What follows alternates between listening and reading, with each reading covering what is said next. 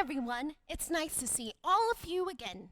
Welcome to another installment of the Classics Retold, the place where stories unfold. This week, we retell the story of two siblings who find themselves surrounded by things they love to eat: candies, chocolates, and yummy treats. You guessed it! This is the retelling of Hansel and Gretel. One bright and sunny morning, Hansel and Gretel were bored at home with nothing to do.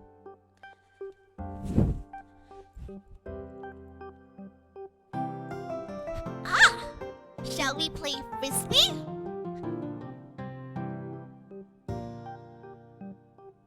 You're right, we played that yesterday.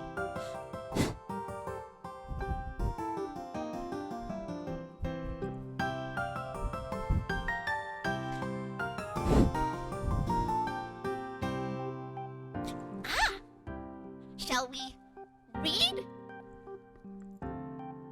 No. Reading is boring.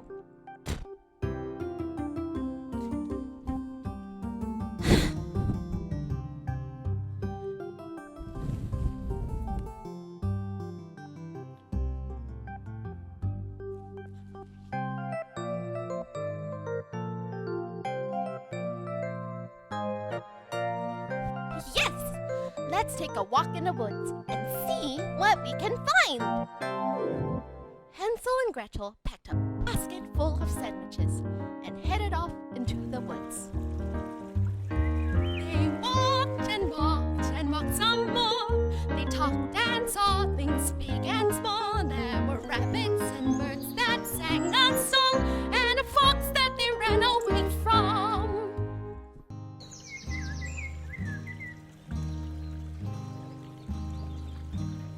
They walked deeper and deeper and deeper into the woods, and it soon became clear they didn't know where they were going.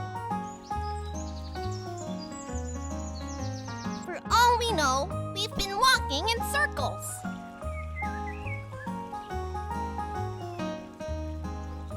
Great idea! The bits of bread would help us keep track of the paths we've explored. And so, they continued on their journey, dropping bits of bread as they went. They walked and walked and walked some more. They talked and saw things big and small. There were squirrels and snakes that were very long, and a bear that they ran away from. They walked deeper and deeper and deeper into the woods. The air was much fresher and cleaner down here. They walked and walked and walked some more. They talked and saw things big and small: raccoons and chipmunks and monkeys too, and a wolf that they ran away from.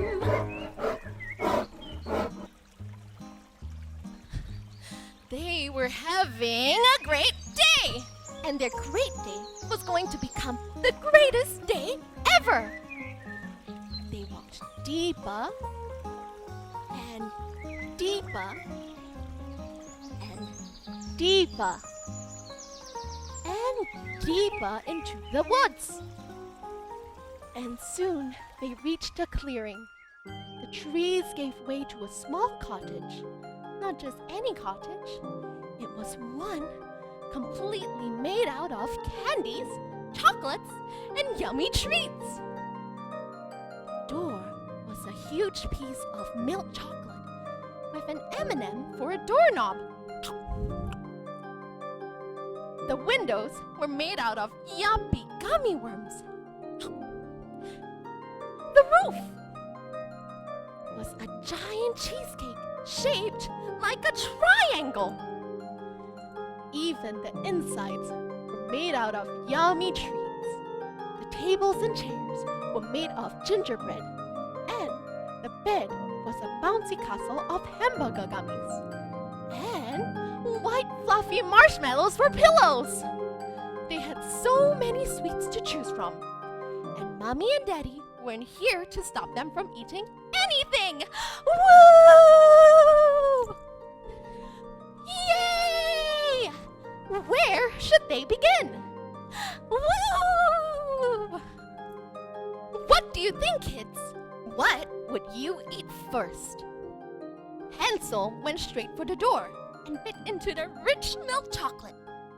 Gretel grabbed the gummy worm and nibbled on the tips. Mmm, yummy.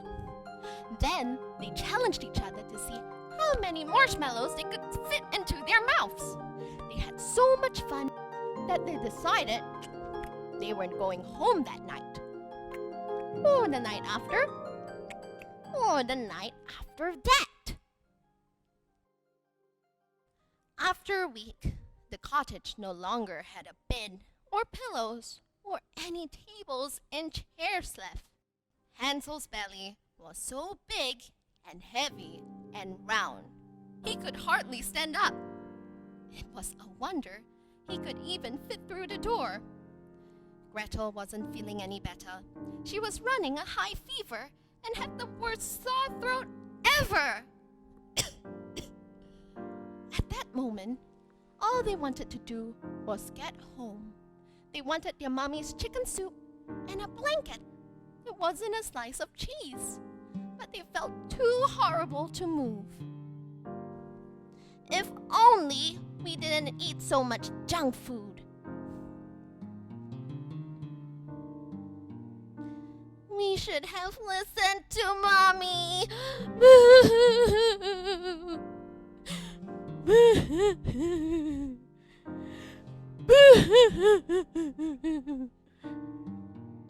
Just then, an old woman entered the house. She was carrying bags of groceries, and she looked mean with a big mole on her nose and small beady eyes that were staring at the children. You ate all my furniture and half the dough? Do you know how unhealthy it is to eat so much candy at once? Their parents had told them many horror stories of a witch who enjoyed boiling and frying little children alive, and later ate them with a delicious sweet sauce. Was this the witch?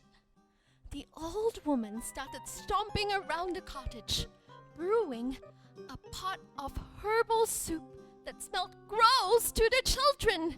The soup was dark brown, and it had weird leaves floating on the surface. We are not drinking that! It smells bad and would taste bitter. Well, you will drink it if you want to feel better. The children really didn't like the smell of the soup, but they felt so sick and weak that if they wanted to get home anytime soon, they had to take a chance and trust the soup would help them.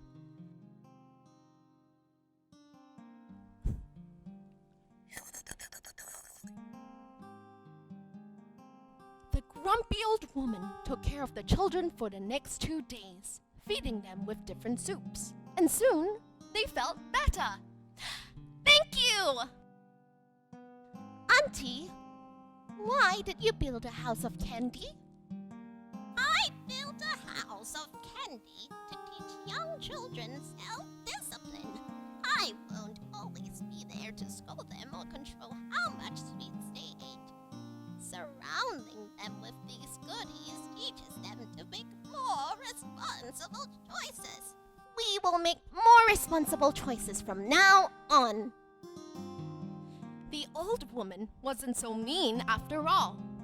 She may look mean, but she had a good heart. The herbal soup may have tasted and looked horrible, but it helped nurse them back to health. The house of candy, even though it tasted and looked nice, wasn't good for them. What looks nice on the outside is different from what's good for you. And that's a lesson that will stay with the children forever. Before we go, we have a challenge for you.